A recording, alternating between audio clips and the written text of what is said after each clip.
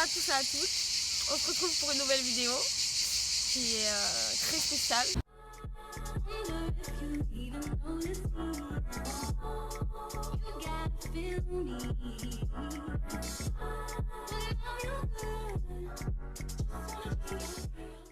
Bon, déjà, je vais déjà vous expliquer comment j'en suis arrivée à avoir l'idée de cette vidéo. Je suis tombée sur une vidéo de quelqu'un qui trouvait le skyblock de Hilary. Ça m'a fait penser qu'à cette époque j'en avais un. Donc je voulais le retrouver. Chose qui ne s'est pas produite. À la place, j'ai trouvé la chronique d'une de mes anciennes meilleures amies qui en fait racontait notre vie, mais d'une façon à vous d'en juger. Je vais commencer par vous dire comment elle s'est présentée.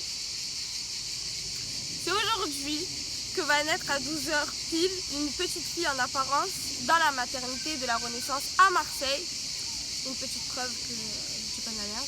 La petite fille est née, elle a des cheveux bruns, un teint plutôt clair et surtout de grands yeux bleus. On va vous mettre juste là une photo de ce à quoi elle ressemble. Cette petite fille fut baptisée Carla Julia Martinez. Née d'une mère française, italienne, irlandaise et anglaise. Sa mère qui est à la tête d'un grand magazine de mode français Vogue, a seulement 23 ans. Lol. Et après, elle dit juste, elle habitait seule avec sa fille à Marseille, dans une grande villa de plus de 300 mètres carrés, avec piscine, jacuzzi, salle de sport, 3 salles de bain, 6 chambres et 5 gigantesques dressings. Je vous mettrai les liens de toute façon. Donc en fait de base quand elle dit tout ça, c'est pour extrapoler parce qu'en fait elle avait un appartement de 100 mètres carrés déjà. Donc ça va quoi, elle était pas dans la merde. Mais c'était pour extrapoler. Même le coup quand elle dit que sa mère, à elle, genre elle habite seule avec sa fille, c'est pas vrai, elle a un beau-père. Et en plus elle va en parler dans l'histoire. Et en soi, on s'en fout. Mais là je vais vous parler de quand elle commence à parler des gens que je connais et donc de ma vie, que moi j'ai vu de mes yeux et elle ce qu'elle en dit. Je vous lis. Ce soir-là, du 15 juin 2005, bon les dates c'est de la merde, je vous dis, avait lieu la cérémonie d'honneur au collège privé de Sainte-Marie-Madeleine à Marseille. Ça n'existe pas les gars. Mais c'est vrai que là où on était au collège, parce qu'en fait cette fille je l'ai rencontrée au collège en 6e, en gros, parce que moi je suis arrivée en 6e. Et oui, il y a des cérémonies d'honneur, donc bref. Elle arriva au collège avec ses 3 amies de toujours. Elodie, une grande et mince blonde aux yeux verts qui ressemblait à une Barbie malgré très gentille, jolie et super rigolote. Elodie, je sais c'est qui, mais sauf que comment elle l'a décrit, parce que là en fait ce qu'elle essaye de décrire c'est que c'est son amie, qu'elle la trouve jolie, qu'elle est magnifique. Sauf que la Elodie qu'il y avait dans mon collège, la personne qui a fait la chronique lui faisait la misère. Donc je comprends pas. Elias, son seul ami masculin, il était homosexuel, grand, chacun au teint hâlé et aux yeux marron clair. Il était vraiment le meilleur pote gay par excellence, toujours à l'écoute de ses amis, gentil et drôle. Ce personnage existe vraiment, sauf que, comme je vous ai dit, moi je suis arrivée en 6e, mais l'école où on était, c'était une école où il y avait la maternelle, donc tous les gens, la personne qui a fait la chronique, il y en avait beaucoup qui étaient là depuis la maternelle. Et ce Elias en question, depuis la maternelle, il s'est fait insulter par tous les gens, y compris elle. Mais sauf que moi, quand je suis arrivée, en gros, je vais vous expliquer vite fait l'histoire. De base, il a essayé d'être ami avec moi. Sauf que c'est vrai que je l'ai fait un peu pigeonner juste pour des kebabs. Il faisait genre qu'il était amoureux de moi à tout le monde. Mais en fait, c'est pour ça que je lui faisais pigeonner les kebabs. Et un jour, c'était bientôt la Saint-Valentin et on m'avait dit, on avait essayé de m'embrouiller le cerveau pour que je le force à m'acheter des Jordan. C'est tarpin méchant de faire ça, franchement ne le faites pas. Alors, en essayant de l'embrouiller, en fait il me prend à part et il me dit Fila, en fait je suis pas amoureux de toi, genre je suis gay quoi. Malgré tout ce que vous pouvez penser juste parce que je vous l'ai dit, je voulais penser à m'acheter des chaussures. La première pensée que je lui ai dit directement c'est en fait assume, c'est normal et emmerde-les tous en fait. Mais la personne qui écrit cette chronique, qui fait genre que c'est son meilleur ami, gay par excellence, ne l'a pas aidé du tout en fait. Donc bon, cela faisait un mois que Carla et Eddie étaient placés à côté. Un mois qu'ils partageaient des fous rires, des mots dans leur carnet de correspondance, des bavardages, des réponses écrites à l'encre sur les mains pendant des contrôles. Ok, frère, une amitié de ouf, tu vois, le feeling quoi. Ce qu'elle dit pas, c'est que ce mec, je sortais avec lui et c'était ma pote en fait. Ça a été ma pote pendant longtemps et elle m'a jamais dit ça quoi, elle a jamais montré ça. En plus, Eddie, c'est son vrai nom. Et bon, je vais pas dire son nom de famille sur cette vidéo parce que je sais pas si tu regardes, mais son nom de famille commence par un B.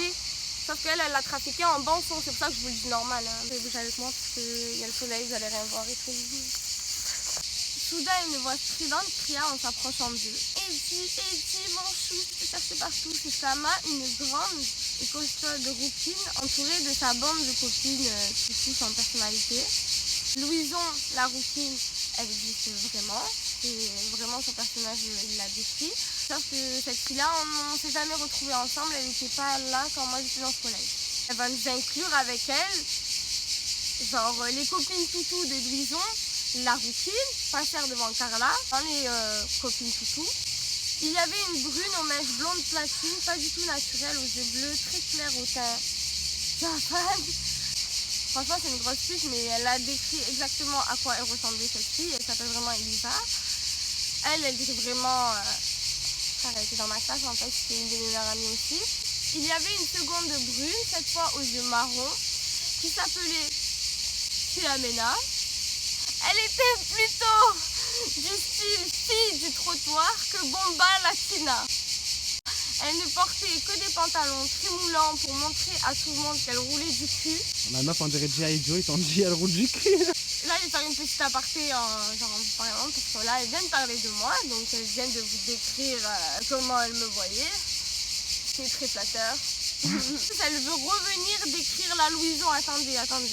Louison, elle était grande, ronde, rousse, aux yeux marrons, teinte de cachet d'aspirine, style vulgaire. C'était les trois groupies attitrées de Eddie. Sauf que, en vrai, là, je viens de repenser que Louison, je crois que c'est l'ex à Eddie. Mais de quand il était petit. C'est les délires du collège. Mais en fait, attendez, on est à team de pétasse, mais parce qu'en fait, sinon, on l'avait vraiment. Tu vois une petite ombre. C'est mon caméraman.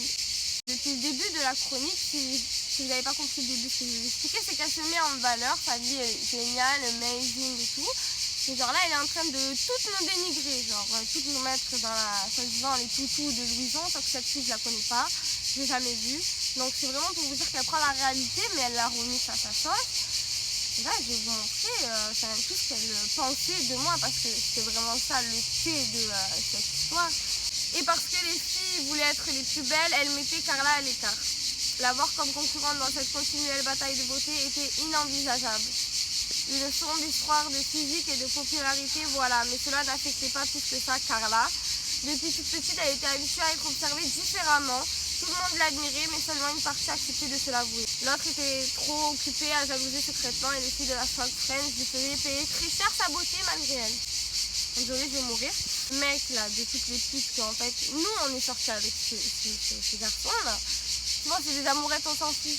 Mais pour qu'elle aille faire une chronique en retournant ça contre nous, c'est qu'en fait c'était elle qui avait un problème déjà de base contre nous. Et en fait c'était ma pote et elle avait pété les plombs. En fait, je vais vous montrer à quel point sa vision qu'elle avait de moi et de notre amitié comparée à moi, ben, c'était de la merde en fait. Moi j'étais naïf et la meuf en fait pendant qu'elle était pote avec moi, elle écrivait une chronique en me disant que j'étais une puta du trottoir quoi. Je vais pas tout vous dire, mais elle parle de voyage, elle parle qu'elle paye des voyages aux gens. Moi par exemple, en fait quand je vous dis que c'était vraiment mon amie, je suis partie à Disney avec elle et soi-disant à ce qui paraît, elle m'aurait peut-être pris un peu plus que nécessaire de sous. Ça, j'en suis pas sûre, mais comme quoi vraiment, moi de base avant, j'étais vraiment très naïve. Elle se retrouve, alors que je crois qu'on se parlait même plus à ce moment-là, sa mère se retrouve à appeler la mienne pour demander 2000 euros. Est-ce que vous savez ce qu'elle ferait avec les 2000 euros, là, cette personne qui écrit cette chronique? Elle irait à Cannes, faire la diva, comme elle s'écrivait en fait dans sa chronique. Sauf que pour faire ça, elle se retrouve à demander des sous à ma mère, à ma propre mère, que moi-même je ne demanderai pas 2000 euros en fait. Mais après, c'est toi la pute des trottoirs. Hein. Voilà, même la façon qu'elle a de me sexualiser versus l'amitié qu'on avait, je l'ai rencontrée, j'avais 11 ans, 12 ans en fait. Donc sais pas, elle nous sexualise, même le coup des talons, de base en fait j'étais avec elle les premières soirées où je suis allée, et donc quand elle parle, que soi-disant je sais pas marcher, je sais pas quoi, c'est la chronique d'une psychopathe en fait, parce qu'elle parle de sa famille, de sa propre mère qui se marie avec quelqu'un, mais que ce quelqu'un soi-disant il va lui faire des attouchements à elle, donc en gros elle se fait passer pour une Lolita la meuf. Pour vous dire à quel point en fait si tu écris une chronique en parlant de sexe et tout, et en sexualisant les autres gens, c'est que c'est toi en fait qui est déjà très ouvert d'esprit et très loin dans ta façon de penser. Sauf que moi, comme j'étais tellement naïf, ben, j'ai jamais été au courant de cette chronique, j'ai jamais été au courant qu'elle pensait ça de moi.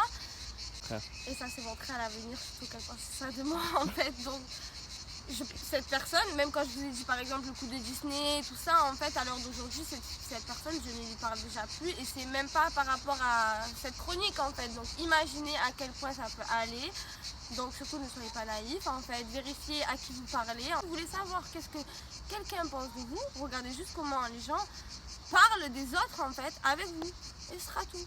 Mais faut le voir Et le vouloir. Voilà, c'est la fin de la vidéo, j'espère que vous allez réussir à suivre parce que c'était compliqué. Si vous savez tout ce qu'elle a écrit cette personne, franchement je vous invite à aller la lire. J'espère que vous avez plu déjà même. Et surtout, voilà, likez, commentez, partagez et... J'aime pour plus d'autres vidéos, je sais pas.